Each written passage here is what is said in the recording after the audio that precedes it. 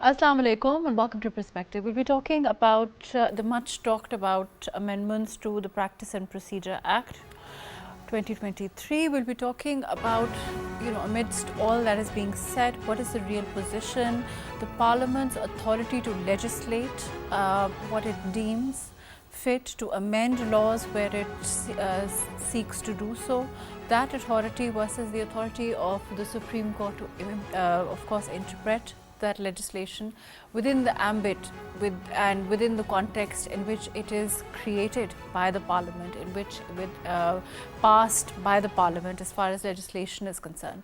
We'll be talking about all of that today on Perspective, its implications as far as the political process is concerned, its implication overall on politics, and what it can mean for different political parties also. All of that today on Perspective. I have with me Yasser, Latif, Hamdani, who's a legal expert. Thank you for being with us today. We also have with us Barrister Safi, Ghauri, who's also a lawyer, a legal expert. Thank you for joining us today. Muneeb Qadir, who's also another eminent lawyer. Thank you for joining us and being with us today. Before I go to the studio here to Yasser, I'm going to go to Muneeb. Muneeb, what is your take on the amendments and the fact that are they as controversial as they are being made to look by certain political parties? How would you take it? And of course, the lawyers' take on it, which seems to be divided also. Yes, the lawyers' take depends on which party they are aligned with, and we've gotten to that point that even lawyers have now become politicized. So, for example, lawyers who are aligned with PTI, they look at it, in horror, this new ordinance, amendment ordinance to the Practice and Procedures Act, and so they're criticizing the fact that in direct opposition to what the situation was previously, where the three most senior judges of the Supreme Court were to form part of the committee that would decide whether to take up suo motu cases or not. This time, the third judge, other than the senior puisne judge and the Chief Justice, would be anybody handpicked by the Chief Justice. And in fact, it's been announced that Justice Aminuddin Khan has been chosen as the third member of the committee. So the criticism, so it goes, is that with respect to the 12th July judgment, the judges who were in majority included, Justice Muneeb Qadir, and now he's ousted, who happens to be like the third most senior judge right now. And instead, the other judge, one of those three judges who were in the minority in that judgment, now forms part of the committee. So those are the criticisms being made. But I think that this coming from PTI affiliated lawyers mostly also reeks of I think it borders on to melodramatic, and it borders on to creating a fuss about nothing much really. It's much about nothing situation, because I don't think that it's a very problematic take. Also because it's been mentioned that a lot of times the Chief Justice would be needing that discretion to make a choice as to the third member of the committee, because three senior judges may not be available all at the same time. And so that is one of the justifications that has been put forward by the government. And yes, I think this is the main criticism, but I think it comes mostly from PTI aligned lawyers. I might be wrong. Fair enough. Let me go to Safiullah Ghauri here. Safiullah, do you agree with what Muneeb is saying? Because, of course, we've come to a point, I think we would all agree, where every criticism is really, based on, which side it's politicized, so to speak. So as a lawyer, when you look at this amendment, what do you feel? As a lawyer, do you think that, in the normal course of things, with no party specific preference or, no politicization, so to speak, in view, how do you look at it as a lawyer? And what it means for you in terms of, your cases, your case load, overall, fairness. How do you look at it? Amazing question, Mahrukh. Thank you for having me. First off, I'll agree with Muneeb 100%. I do not understand what the hullabaloo is. Why do we have to make a big deal out of everything? Now, if I were to speak strictly as a lawyer without any political ideology whatsoever, and if I were to be completely honest, there is a problem with this ordinance, which is the fact that it's an ordinance. We had the assembly in session just a couple of days ago. They could have presented it in the assembly. This could have become an act. I do not see why they needed to pass an ordinance in this hasty manner. I am genuinely against ordinances to begin with. So, and I think it defeats the very purpose of having a good debate in the parliament. But now, with that aside, the fact is that maybe 50% of Pakistan's law is ordinances, and that's unfortunate, but that's the reality. If we put that aside, the reality of the matter is that this is in fact a very good law. Why is it a good law? Because now you are no longer operating as an executive. It clips the power of the Chief Justice to take suo motu actions. Now, the suo motu action, we have Article 184, but it is repugnant to the very basic principle of law, which is that no man shall be a judge in his own case. But in a suo motu case, a judge is the complainant. He is the one who's picking up the case.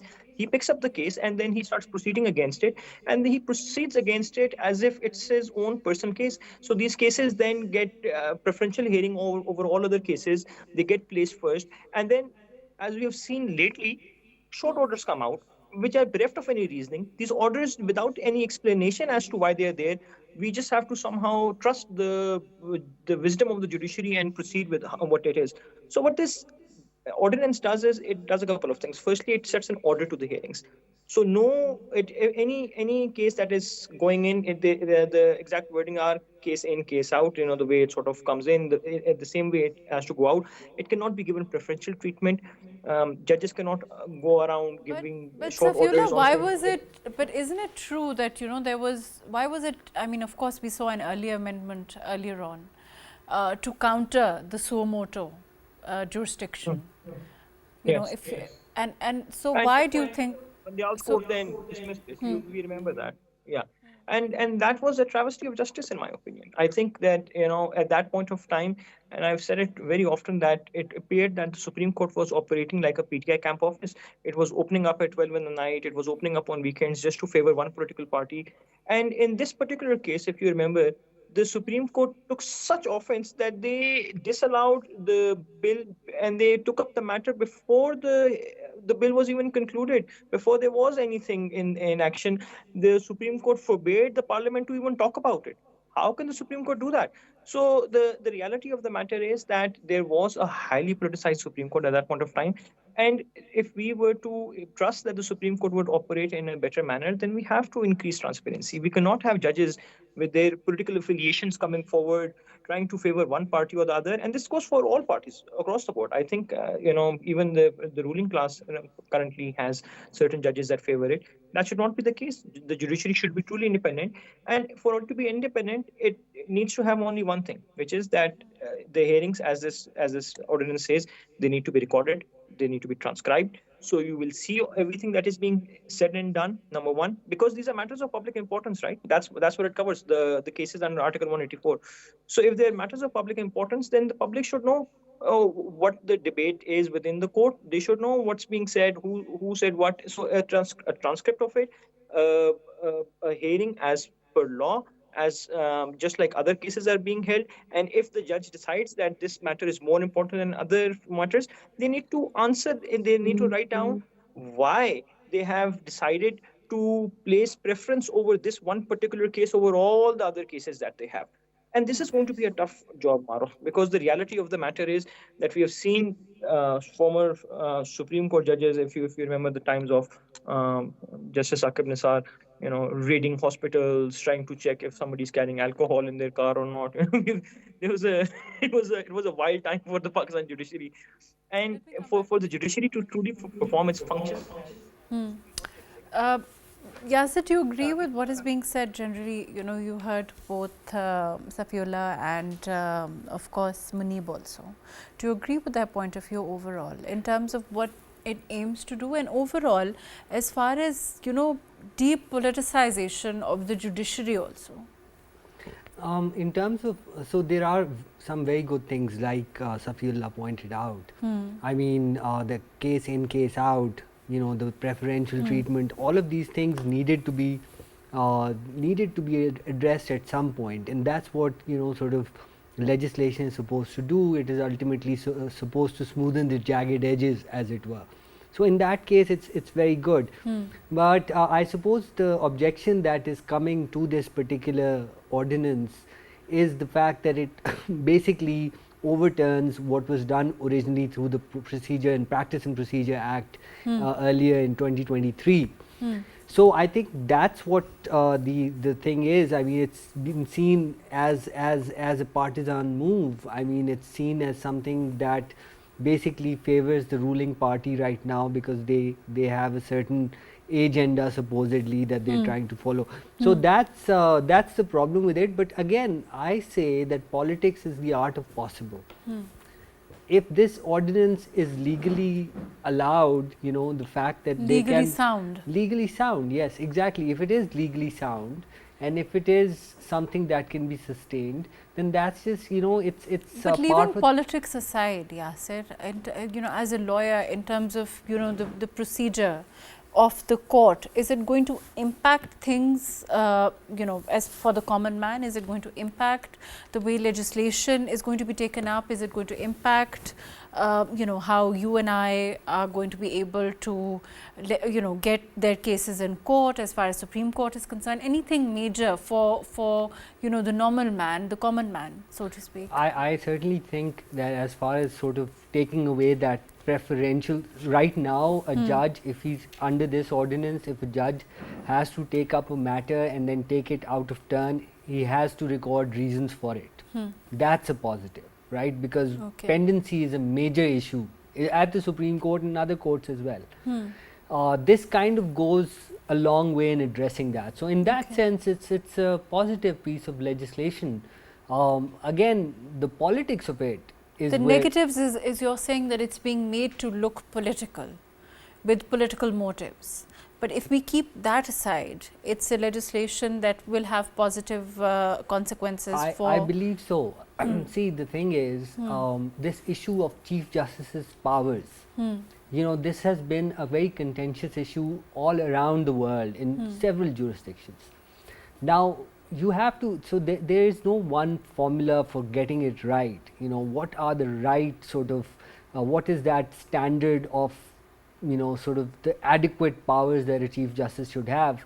Each country has to kind of take its own journey along that path, right? And figure out whether a Chief Justice can be the master of the roster or not. We thankfully took that out of the equation when the Procedure Practice Act came. But then there are issues of how the cases get fixed, how the benches get fixed, if there is unnecessary delay as a result of infighting amongst the top three, for example. So then, you know, having the Chief Justice nominate the third judge on the committee is probably not that bad of an idea. And again, you know, that's how systems evolve. Ultimately, this might evolve into something good, a more balanced approach to judicial power, especially as it is exercised by the first amongst equals that Chief Justice is. Let me go to Muneeb. As far as the broader issue, you know, if we look at what's been happening, you know, as far as the constitutional amendments are concerned, for a while I want to link it to the broader issue of judicial reform. And, you know, we've been talking about this for a time on this program, you know, the need for judicial reform and how, you know, we need to take a step. Do you see this, the move towards the constitutional amendment also? You know, a few days ago, the government's attempt to perhaps move in that direction, if we look at things positively?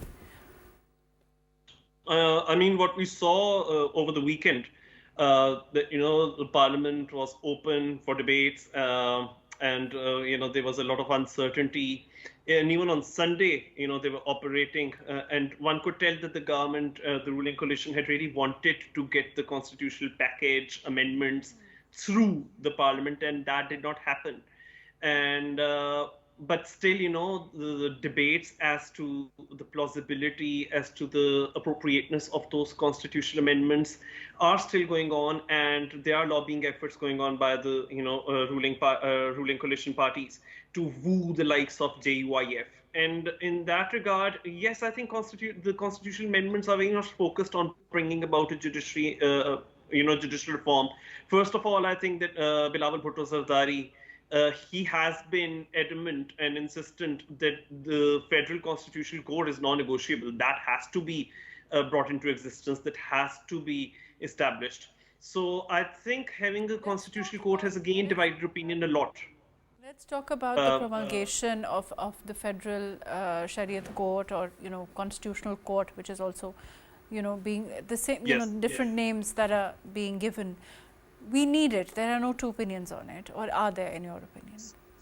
There's a lot of divided opinion about it, because there are some lawyers who are arguing that Pakistani legal system takes after the common law system that we inherited upon independence in 1947, and it's mostly in the civil law systems, as in other Western European countries other than the United Kingdom, where you've got a constitutional court, for example, in Germany or in France, and that model doesn't and would not fit within a common law system. But I really don't see that any weight to that argument. And the reason is that there is no limitation under our constitution and under our whole constitutional legal setup on a constitutional court. There is a serious concern about backlog of cases in the Supreme Court. It has been pointed out by many people and commentators that most of the time of the Supreme Court is devoted to those around 15% of cases which revolve around matters of constitutional importance. And they would be better suited to be decided by a separate panel of judges who have an expertise in constitutional matters, so that other matters which are related to ordinary everyday citizens of the country, they can be resolved in a timely manner. And I think that the recently promulgated practice and procedure amendment ordinances complement those constitutional package amendments. They complement them because Justice Safi pointed out here that cases before the bench will be allocated on a first come first serve basis, so to speak. And also that the bench that would be taking up a suo motu notice would have to identify the issue, the point of public importance in whatever case that comes before them. So these are all interlinked, and I think that despite the division of opinion, having a federal constitutional court, FCC as it is being called, I think that would be wise and would be a good step ahead. Now, I can't say whether the rest of my fellow panelists would agree here. Right, fair enough. Let me go to Safiullah on this. Safiullah, in terms of the one benefit Muneeb also mentioned, and of course is being talked about by the government also, is that there really is a huge backlog of cases. There is, in terms of the relief that, and of course in many cases it's awaited for not years but generations also. So in that case, would you, in your opinion, you think it might deal adequately with that problem? Let's start with that. Right, of course, Mahrukh. I don't think there is any second thought to be said about it. The Supreme Court's primary purpose is to dispense justice. I believe that the Supreme Court is failing at dispensing justice to the ordinary man. Perhaps the big political parties, the big wigs in the country, the higher ups do get justice, but I don't. I mean, that I can be certain of. So, the fact at the end of the day is that, and like you very succinctly put yourself, that an ordinary litigant would spend their entire life in the Supreme Court waiting for their turn. And I have on many occasions personally experienced how my case would be listed, but then a big case would come, like Imran Khan's case would come, and the court would just spend the whole day listening to that case, and it would just, my case would be left over, and then it would then be heard maybe 6 months later. And what do I tell my clients? What do I tell them? That this is the reality of the matter is that it is downright embarrassing that you cannot, in fact, go and give legal certainty to any client. This is embarrassing for the lawyers. And this creates a sense in a lot of cases, if you are in court, you can see that the judges are exhausted, and they want to, of course, and each lawyer will come up and say that it's been this long, and they want, of course, for the cases to proceed. And in a lot of cases, their hands are just tied. They just don't have the time. They're just, it's not. That possible. Is absolutely correct. I am not doubting the intent of judges, But I completely concur with you that it is, if I was a judge, if you were a judge, it would simply be impossible for us to dispense justice given the way the courts are structured at the moment. So better structuring is important. It is important that we make specialized benches, benches for corporate matters, special benches for criminal matters, special benches for the constitution. And because the constitution in itself is the grundnome of Pakistan from which all power flows, that bench, so to speak, is now being called the Federal Constitutional Court, and by its very nature, it is not a bad idea. The only reason why Pakistani lawyers are reacting, and I've seen obviously a tremendous reaction from all across Of course, Pakistan. I want to come to that later. The lawyer movement that is being talked about, and it's being there's a huge reaction in that sense. Yeah, I'll just add one thing. This reaction is mostly from a lot of very senior judges, people who have a lot of years of experience, way more than we do, the three of us sitting here in the panel. And the reason why these senior lawyers are reacting is because they suffer from the trauma that they have gone through in the past, when during, for instance, Musharraf's time, they were the Dogar courts, which were handpicked judges, and they were going around passing judgments of their own accord without any reference to rule of law. And so they see this as a move to once again handpick a bench, and that would be the apex bench, and that would go around spreading anarchy, in their opinion, or something that they experienced in the past. I think that times have changed now. This would not be repeated. I think this was a lesson. We have already drawn that lesson. We will not be going through that again. But obviously, time will tell. It's the composition of the bench that is controversial. It is not the idea itself. That I can assure you of. Fair enough. Let me go to Yasser. Yasser, in terms of the lawyer movement that is being talked about, do you think it's a lot like Safiullah is saying, it has a lot to do with the past and the way, of course, we earlier on saw it? Do you see it building momentum? Do you see it, because of course there's also a lot of division, and perhaps there was not, do you expect there to be that kind of, I think perhaps that division wasn't there, the kind of division that we see at this time. The polarization also, but do you think it's going to be able to have that kind of momentum? It doesn't look like it. It doesn't look like it at the moment, but there is strong feeling against this idea, and I just want to sort of talk about the Federal Constitutional Court. I think it's a very good idea. Okay. And this argument that Muneeb referred to, that Pakistan is a common law country, and but the fact of the matter is, look at the US Supreme Court. US Supreme Court is a common law. US is a common law jurisdiction. The US Supreme Court takes only a select handful cases every year, very few cases, and that makes it a constitutional court essentially, because it's resolving those constitutional questions, and that's when it takes up matter. It doesn't. Most of the sort of the appellate work is done at the appeals court level. So in many ways, the US Supreme Court is that constitutional court. So that's your sort of your precedent there.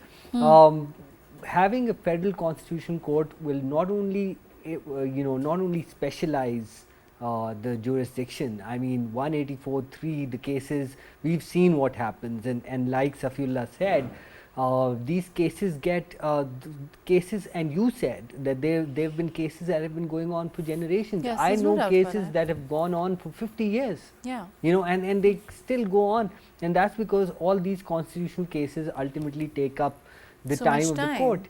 And so therefore, I think having a federal constitution, now you can obviously tweak the jurisdiction and see what works, but ultimately there should be a federal constitutional court, and that's a good idea. And the other thing I must say, I think some of the arguments.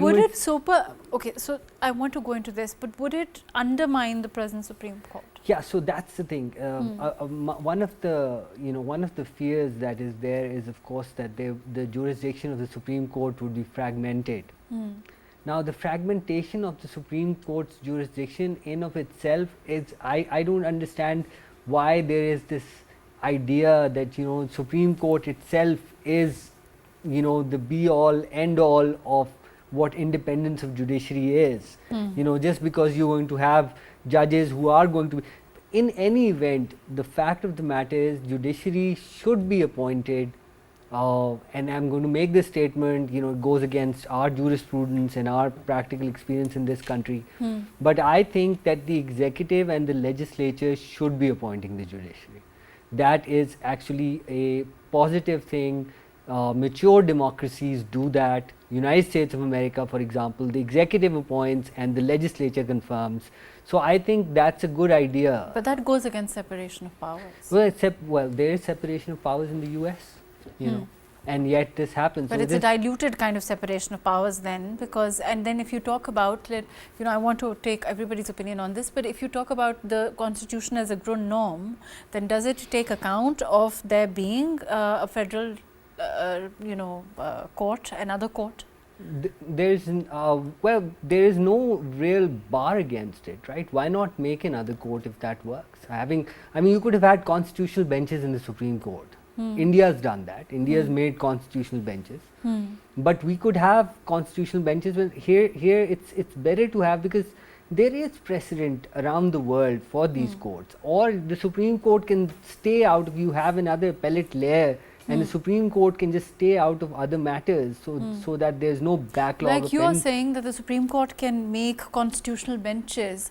Muneeb, if we've seen the amendment to the Practice and Procedures Act, if that, if this power is worked out in the way that we've now seen the amendment happen, and for example, like Yasser is saying, there were those constitutional benches, then again we would see the same kind of controversiality, so to speak, rise up, no?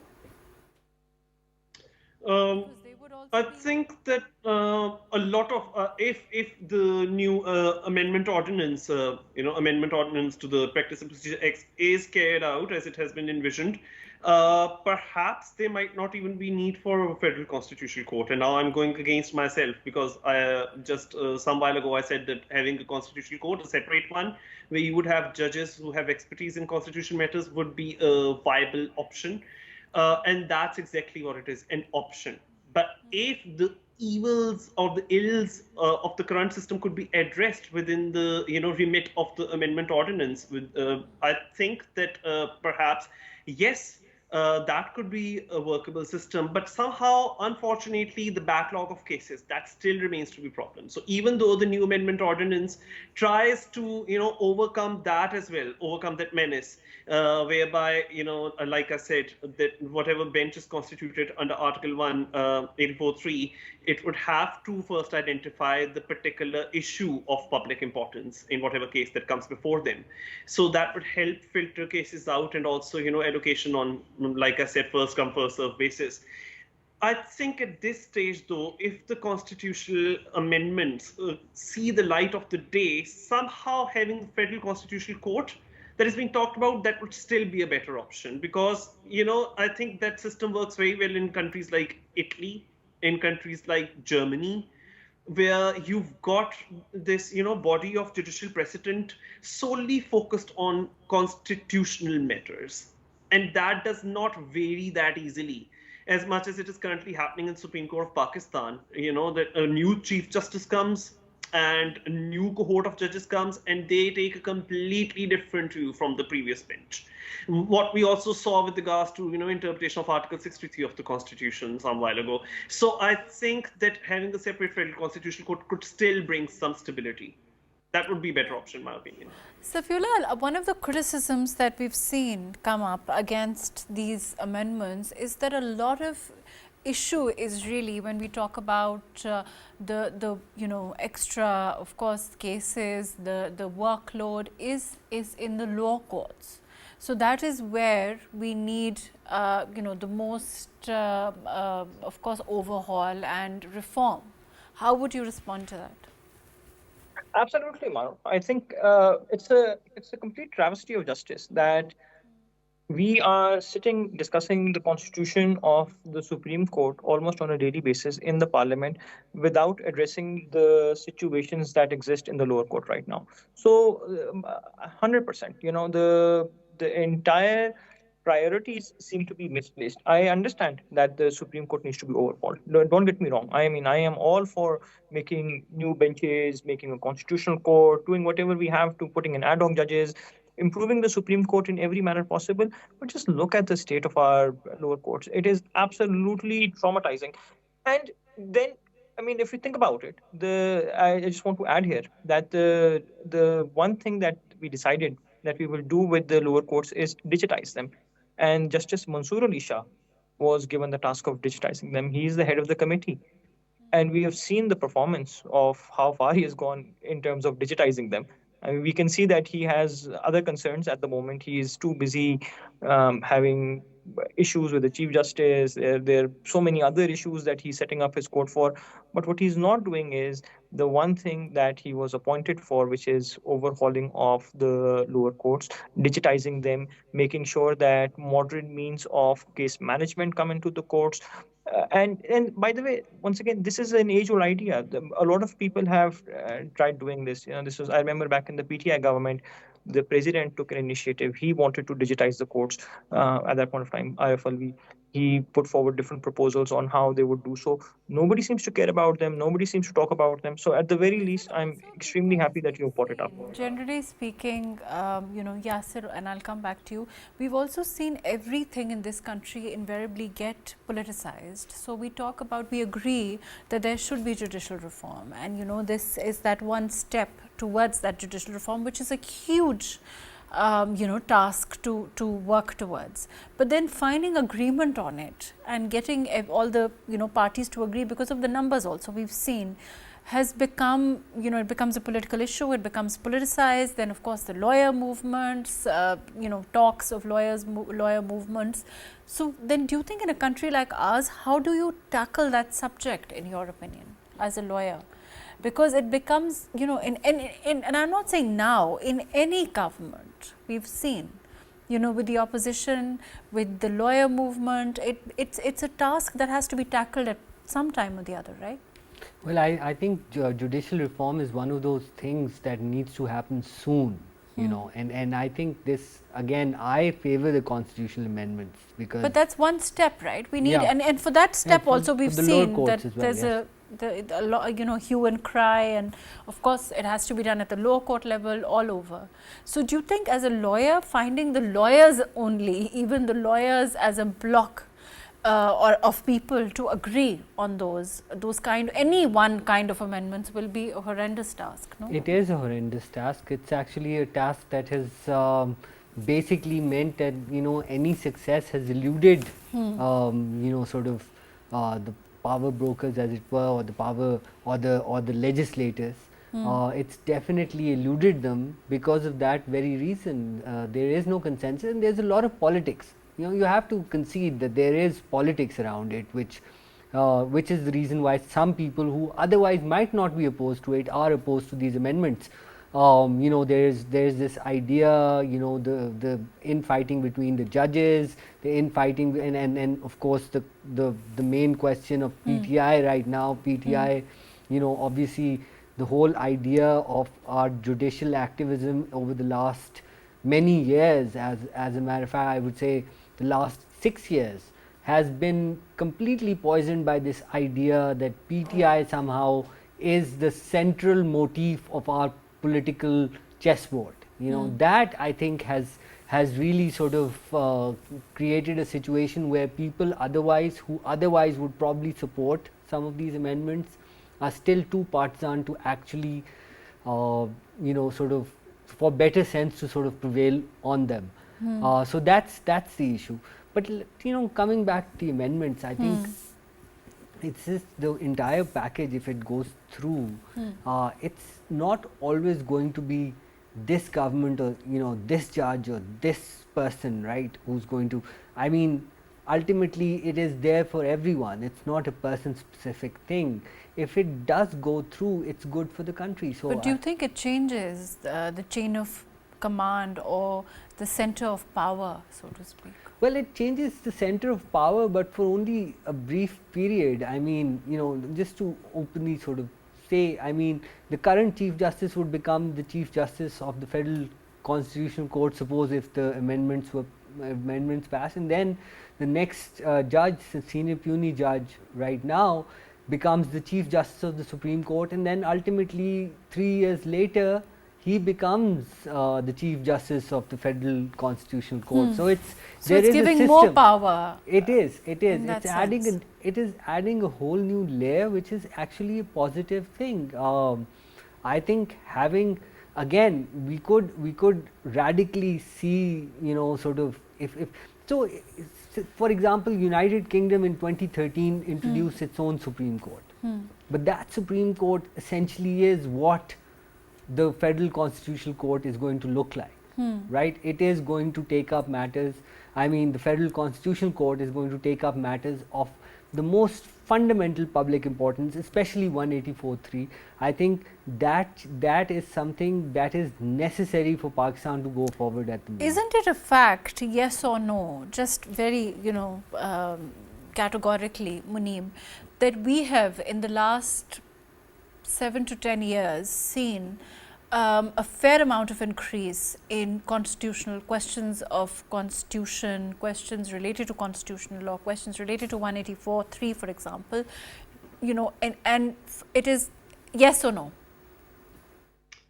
It's very unfortunate that politics is being fought not in the parliament but actually in the courts, and that has been ever thus, particularly mostly after April 2022.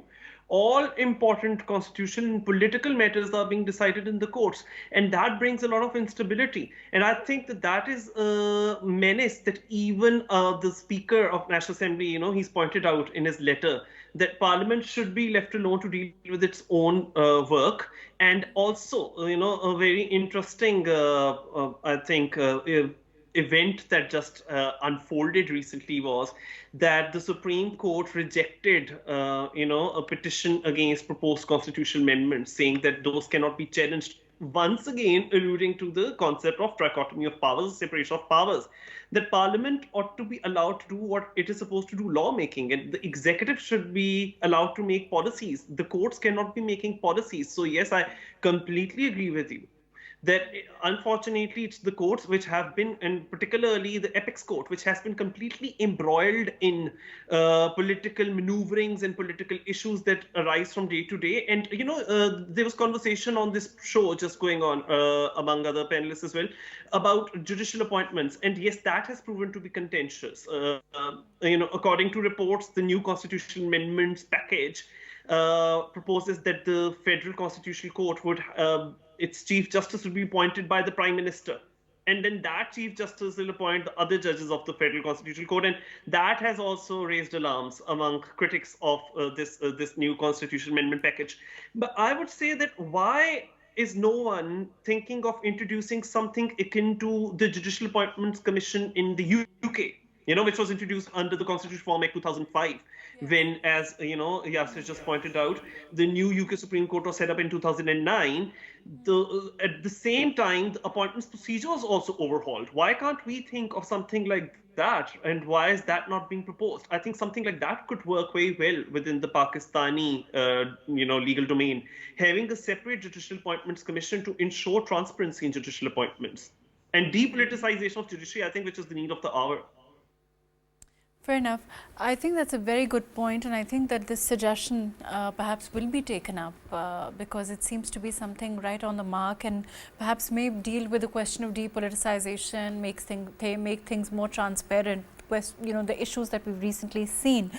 Safiullah, why not, in what's going to happen? You've seen, my last question is going to be political in the sense that, do you think that, this mayhem, this chaos will lead to perhaps better, sense? It will lead to a kind of situation where perhaps, we will come to some sort of agreement and move towards a broader judicial reform, or do you think I'm being too naive? It's such a difficult question, Mahrukh. Why would you ask me that?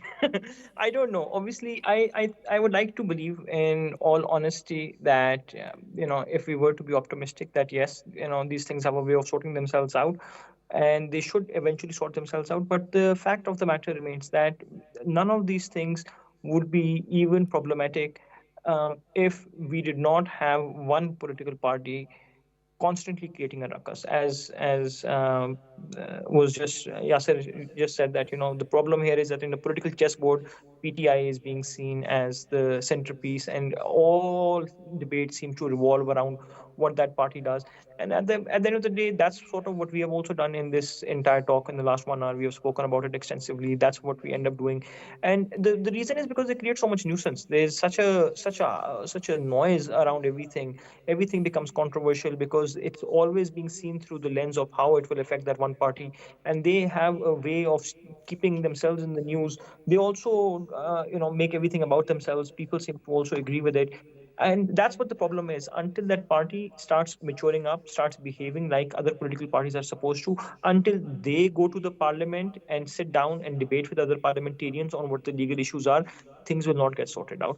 But if they continue to conduct big jalsas, make statements like, if you do not release our leader in 1 week, then we will pull him out. And I don't even know what that's supposed to mean.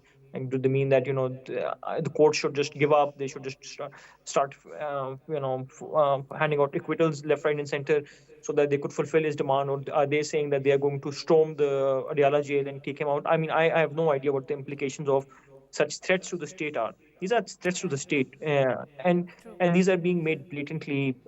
And the fact remains that the state seems to be quite powerless against them, because at the end of the day, every time something happens, then that also becomes an issue. If you arrest someone, that also becomes an issue because you have once again attacked the sanctity of the parliamentarian. So no matter Fair what enough. you look at Thank you it, so much. Unfortunately, we're completely out of time. Thank you so much for being with us. Muneeb Qadir, thank you for joining us. Safi Ghauri, thank you for making the time. Yasser, Latif, Hamdani, thank you for being with us today. At the end, I think there are two important questions. One, are the courts at present dealing with questions of constitutional law? Have they increased sufficiently by 2, 3, even more, degrees in terms of the kind of load that we have, the kind of work that the judges at present have? And are they equipped to handle that kind of workload? Does the common man suffer at the cost of those constitutional cases which the judges have no choice but to legislate on? Will another court be able to deal with the problem? And if yes, then is it necessarily something that should be made controversial? Those are important questions for each and every one to consider when having an opinion. Thank you so much for joining us today on Perspective.